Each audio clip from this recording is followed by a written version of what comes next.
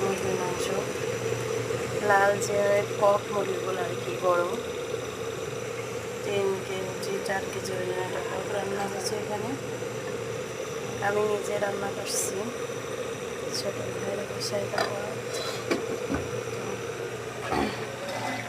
আর এখানে বড় মাছ দিয়ে আলু দিয়ে ঝোল হচ্ছে, তো খুবই অসাধারণ। এখানে সবগুলো এই শিলপাটাতে বেটে তারপরে রান্না করা গেছে।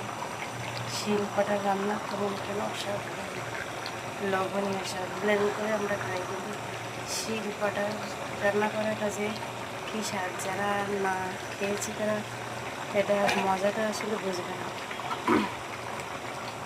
তো এই তো 4 রকম রান্না হয়েছে, আর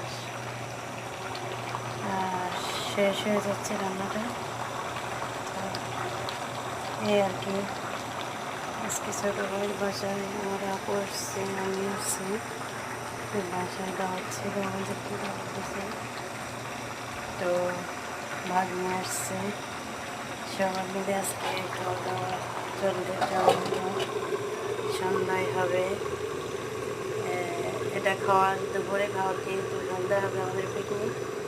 তো সেই পর্যন্ত সবাই ভালো থাকবেন, আর আমার ভিডিওটা অবশ্যই সাবস্ক্রাইব করবেন। তো আল্লাহ হাফিজ।